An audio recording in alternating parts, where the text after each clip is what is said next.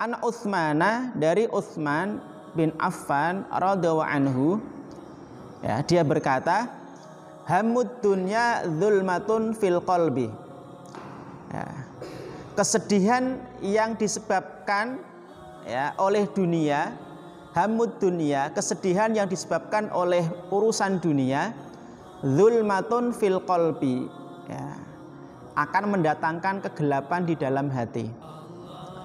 Ya, jadi kesedihan yang disebabkan oleh urusan-urusan dunia, maka itu akan menyebabkan kegelapan di dalam hati.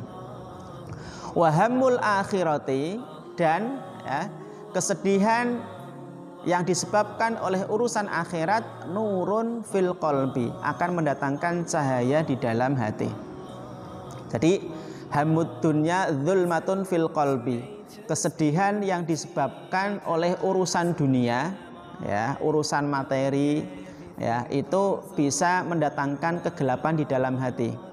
Ya, sedangkan kesedihan yang disebabkan oleh urusan akhirat, maka itu akan mendatangkan cahaya atau penerang di dalam hati. Nah, ini kalau kita misalnya terlewat, ya, luput dari hal-hal yang bersifat duniawi, ya, misalnya luput, ya, seharusnya mendapatkan keuntungan sekian, ya, akhirnya nggak dapat, ya, kita jangan terlalu sedih. Ya, itu urusan dunia, ya sedih, ya boleh, tapi jangan terlalu sedih. Ya, kalau kesedihan kita itu berlarut-larut, itu akan mendatangkan kegelapan dalam hati kita, karena itu urusan dunia, urusan materi. Tapi sebaliknya, kalau kita terlewatkan dari urusan akhirat, nah, misalnya lali ora sholat misalnya, atau terlewat tidak melakukan sholat yang itu rutin kita lakukan. Biasanya duha rutin, tapi pas hari itu tidak duha, ya, lalai, ya, lupa atau lalai, ya. Maka untuk urusan seperti ini, ya, kita layak untuk bersedih, ya. Dan kalau kita ada perasaan sedih ketika terlewatkan dari urusan akhirat, maka itu akan mendatangkan cahaya atau penerang dalam hati kita. Seperti ada sebuah kisah, ya, dari seorang sahabat yang terlewatkan tidak sholat jamaah asar, ya, kemudian karena lalai, karena asik di kebunnya, ya, di kebunnya menikmati hijaunya tanaman, ya, rindangnya pepohonan, kemudian sampai lupa, lalai, ya, tidak melakukan sholat berjamaah, ya, akhirnya menyesal, ya, sedih, ya, kemudian saking sedihnya, kemudian kebun kurmanya itu, ya, diinfakkan di jalan Allah Subhanahu wa ta'ala untuk, ya, bahasa kita ngijoli, ya, untuk mengganti, ya, istilahnya penyesalannya tadi, kesedihannya tadi, ya, diinfakkan di jalan Allah Subhanahu wa ta'ala.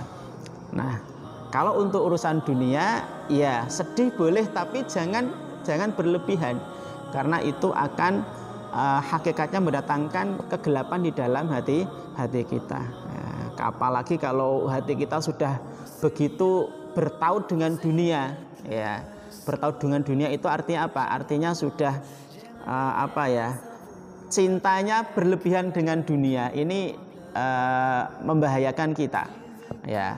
Artinya apa? Ketika orang itu cintanya sudah berlebihan pada dunia, ya, dia akan lalai dari Allah Subhanahu wa ta'ala, lupa dari Allah Subhanahu wa ta'ala, ya.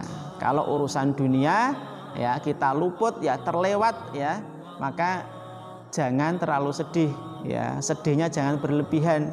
Baru kalau kita luput, ya, terlewat tidak melakukan hal-hal yang berkaitan dengan akhirat, ibadah kepada Allah, ya, kita layak untuk bersedih, ya. Dunia ya sesuk iso digoleki meneh, ya, iso digoleki maneh. Maka salah satu doa yang diajarkan oleh Rasulullah sallallahu alaihi wasallam adalah Allahumma la taj'alid dunya akbar hammina, ya. Ya Allah, jangan jadikan dunia itu tujuan terbesar kami. Ya, ini permintaan kita kepada Allah. Allahumma la taj'alid dunya akbar hammina. Ya Allah, janganlah engkau jadikan dunia itu tujuan utama kami, tujuan terbesar kami. Karena apa? Kalau sudah menjadikan dunia itu tujuan terbesar kita, tujuan utama kita, ya ini nanti akan menjerumuskan kita dalam kerusakan. Karena apa? Karena tujuan utamanya dunia.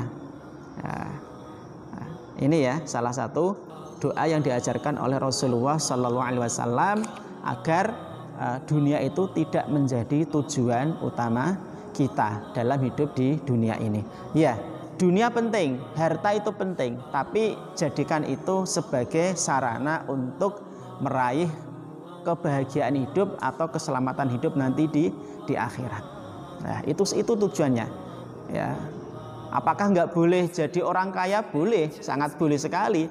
Ya, karena ibadah-ibadah dalam Islam itu banyak yang tidak bisa dilakukan kecuali dengan harta. Ya, orang mau umroh, ya kalau nggak punya duit nggak bisa umroh.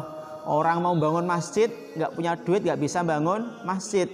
Ya, orang mau mendirikan yayasan Islam kalau tidak punya duit nggak bisa.